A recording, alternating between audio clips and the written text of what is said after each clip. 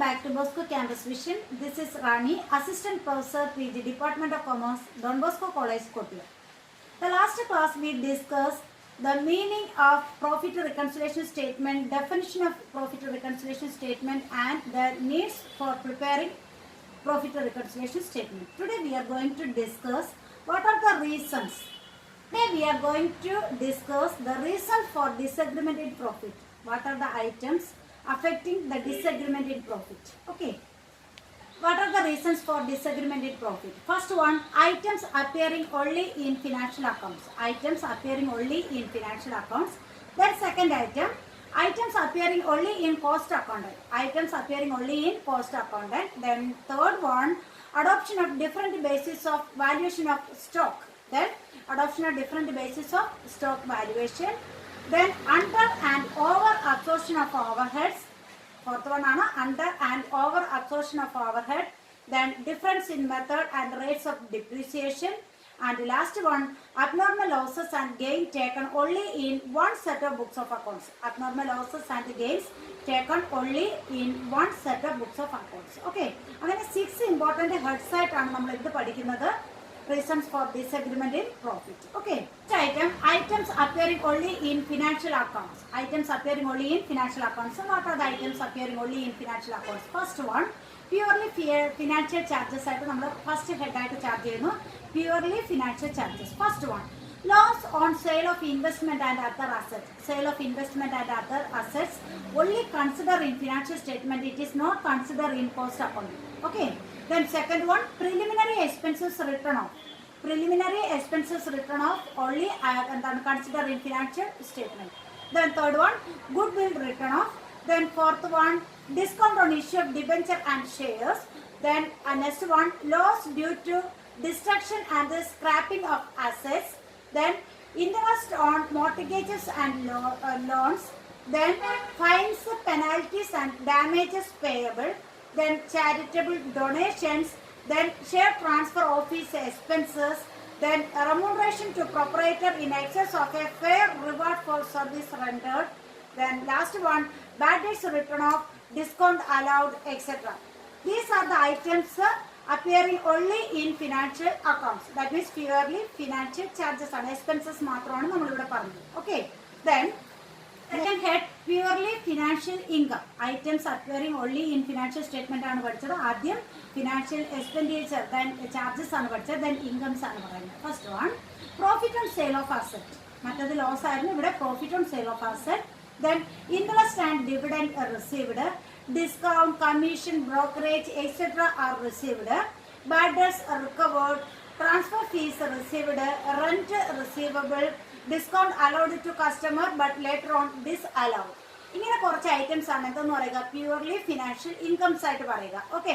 Then next എന്ന് പറയുന്നത് appropriation of profit ആണ്. മൂന്നാമത്തെ ഹെഡാണ്. പ്യൂർലി ഫിനാൻഷ്യൽ ചാർജസിൽ പറയുന്ന ഫസ്റ്റ് ഐറ്റം ഫിനാൻഷ്യൽ ചാർജസ് ആയിരുന്നു. ദെൻ ഫിനാൻഷ്യൽ ഇൻകം ആയിരുന്നു. Then third one appropriation of profit ആണ്. അതിൽ first one dividend paid, then transfer to reserve, taxes on profit, then additional provision for depreciation, last one capital expenditure specifically charged to revenue. Capital expenditure specifically charged to revenue. അങ്ങനെ ഇത്രയും items ആണ്. ഇത് ആരും മാത്രം consider ചെയ്യുന്ന items ആണ്. Financial accountant മാത്രം consider ചെയ്യുന്ന ഐറ്റംസ് ആണ്. ഈ ഐറ്റംസ് ഒന്നും തന്നെ ആര് ചാർജ് ചെയ്യില്ല? കോസ്റ്റ് അക്കൗണ്ടന്റ് ചാർജ് ചെയ്യില്ല.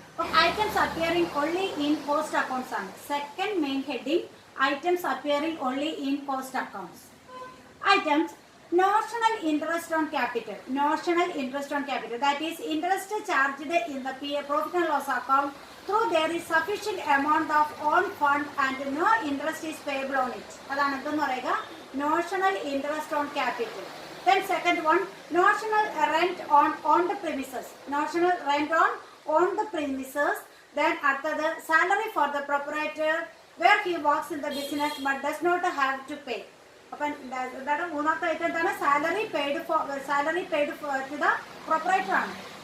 He works in the business but does not have to pay. Okay.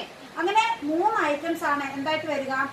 Items appearing only in cost accounts. Notional charges ആണ്. ഇത് മൂന്നും തന്നെ notional charges ആണ്. Actually it is not paid but it is considered as എന്താണ്? Charges. If the overhead recovered in the cost account is less than that of the actual overhead charged in the financial accountant. അപ്പോൾ financial accountant charge ചെയ്തിരിക്കുന്ന ഓവർഹെഡിനേക്കാൾ കുറവാണ് എവിടെയെങ്കിൽ നമ്മുടെ പിന്നെ cost അക്കൗണ്ടിൽ charge ചെയ്തിരിക്കുന്നതെങ്കിൽ അതിനെയാണ് എന്ന് പറയുക അണ്ടർ അബ്സോർപ്ഷൻ ഓഫ് ഓവർഹെഡ് എന്ന് പറയുക. That means cost account charge ചെയ്തിരിക്കുന്ന എമൗണ്ട് എന്ന് പറയുന്നത് എന്തായിരിക്കും, കുറഞ്ഞ എമൗണ്ടും ഫിനാൻഷ്യൽ അക്കൗണ്ടന്റ് ഹയർ എമൗണ്ടും ആയിരിക്കും ചാർജ് ചെയ്തിരിക്കുന്നത്. സപ്പോസ് ഒരു എക്സാമ്പിൾ തന്നെ എടുക്കാം, ഒരൈറ്റം ഇപ്പോൾ വർക്ക്സ് ഓവർഹെഡ് കോസ്റ്റ് അക്കൗണ്ടന്റ് 15,000 എടുത്തിരിക്കുന്നു, ഫിനാൻഷ്യൽ അക്കൗണ്ടന്റ് 20,000 എടുത്തിരിക്കുന്നു. അപ്പോൾ 5,000 ഡിഫറൻസ് ഉണ്ട്. അപ്പം 15,000 കുറഞ്ഞൊരു എമൗണ്ട് ആണ് ആര് ചാർജ് ചെയ്തിരിക്കുന്നത്, റിക്കവർ ചെയ്തിരിക്കുന്നത്, കോസ്റ്റ് അക്കൗണ്ടന്റ്. ഓക്കെ, അപ്പോൾ അതിനെയാണ് എന്തെന്ന് പറയുക, അണ്ടർ അബ്സോർപ്ഷൻ ഓഫ് ഓവർഹെഡ്. അപ്പോൾ what do you mean by over absorption of overhead? The cost books shows high amount than that of എന്താണ് ഫിനാൻഷ്യൽ ബുക്സ്. അപ്പോൾ ഓവർഹെഡ് കോസ്റ്റ് അക്കൗണ്ടിൽ കാണിച്ചിരിക്കുന്ന ഹൈ എമൗണ്ടും അത് ഏതിനേക്കാളും ഫിനാൻഷ്യൽ ബുക്കിൽ കാണിക്കുന്നതിനേക്കാൾ ഹയർ എമൗണ്ട് ആണ് ചാർജ് ചെയ്തിരിക്കുന്നതെങ്കിൽ അതിനെയാണ് എന്തെന്ന് പറയുക, ഓവർ അബ്സോർപ്ഷൻ ഓഫ് ഓവർഹെഡ് എന്ന് പറയുക. അപ്പോൾ under absorption of overhead and over absorption of overhead അതും എന്തിന് കാരണമാകാം, ഡിസഗ്രിമെന്റ് ഇൻ പ്രോഫിറ്റിന്റെ ഒരു റീസൺ ആണ്. Okay, then different in methods and the rates of depreciation. Difference in methods and the rate of depreciation. മെത്തേഡിലുള്ള വ്യത്യാസവും അതുപോലെ റേറ്റ്സിലുള്ള വ്യത്യാസവും എന്തിന് കാരണമാകാം, ഡിസഗ്രിമെന്റ് ഇൻ പ്രോഫിറ്റിന് കാരണമാകാം. ഇപ്പൊ മെത്തേഡ് തന്നെ fixed installment method, suppose 2 method എടുക്കാം നമുക്ക്.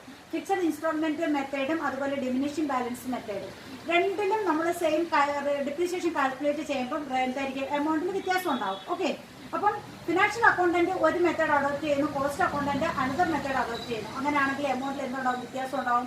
ആ വ്യത്യാസവും ഏതിനെ ബാധിക്കും, ഡിസഗ്രിമെന്റ് ഇൻ പ്രോഫിറ്റിനെ അഫക്റ്റ് ചെയ്യും. Okay, then rate of depreciation. ഇപ്പോൾ ഫിനാൻഷ്യൽ അക്കൗണ്ടന്റ് 10% എടുക്കുന്നു, കോസ്റ്റ് അക്കൗണ്ടന്റ് 12% എടുക്കുന്നു. അപ്പോൾ റേറ്റിലുള്ള വ്യത്യാസവും എന്തിനെ അഫക്ട് ചെയ്യും, അപ്പോൾ എമൗണ്ട് ഓഫ് ഡിപ്രീസിയേഷൻ ചേഞ്ച് ചെയ്യും. ആ വേരിയേഷൻ ഏതിനെ അഫക്ട് ചെയ്യും, ഡിസഗ്രിമെന്റ് ഇൻ പ്രോഫിറ്റിനെ അഫക്ട് ചെയ്യും. Okay, then last one, abnormal losses and gains taken only in one set of books of accounts. Abnormal lossum abnormal gainum നമ്മൾ financial accountant consider ചെയ്യുകയില്ല. Abnormal ലോസും ഗെയിനും financial accountant consider ചെയ്യില്ല. ഇത് consider ചെയ്യുന്ന ആരാണ്, cost accountant ആണ്. അപ്പോൾ 1 set of books of അക്കൗണ്ട്സിൽ മാത്രമേ എന്ത് എടുക്കുന്നുള്ളൂ, ഈ അബ്നോർമൽ ലോസും ഗെയിനും എടുക്കുന്നുള്ളൂ. അതും എന്തിന്റെ ഒരു റീസൺ ആണ്, ഡിസഗ്രിമെന്റ് ഇൻ പ്രോഫിറ്റിന്റെ റീസൺ ആണ്.